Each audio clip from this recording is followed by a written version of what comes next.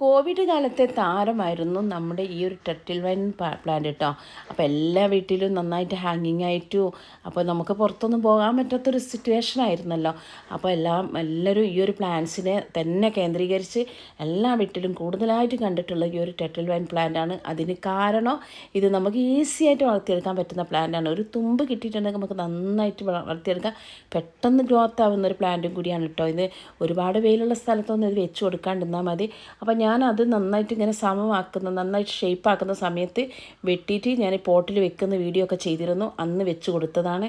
ഏകദേശം ഒരു 1.5 മാസം 1 മാസമൊക്കെ ആയിട്ടുള്ളൂ. ഇതിപ്പോൾ പോട്ട് നന്നായിട്ട് തിക്കായിട്ട് വന്നിട്ടുണ്ട് കേട്ടോ. നമുക്ക് പോട്ട് തിക്കാവണമെങ്കിൽ നമ്മൾ എന്താ ചെയ്യേണ്ടത്? നമ്മൾ പിന്നെ ആദ്യം ഈ പ്ലാന്റ്സിൻ്റെ അതൊന്നും ഹാങ്ങിങ് ആവാതെ ആ പോട്ടിലേക്ക് തന്നെ വെച്ചോളൂ. ഇപ്പോൾ ഇതിൽ മണ്ണ് കാണുന്നുണ്ട്.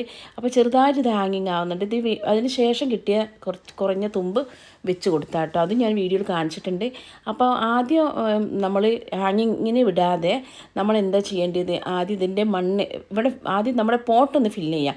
പോട്ട് ഫില്ല് ചെയ്യാൻ വേണ്ടിയിട്ട് നമ്മൾ എന്ത് ചെയ്യുക? ഹാങ്ങിങ് ആയിട്ട് വരുന്നത് മുഴുവൻ നമ്മൾ 2 ആഴ്ച ഈ പോട്ടിലേക്ക് തന്നെ മാറ്റി കൊടുക്കട്ടോ.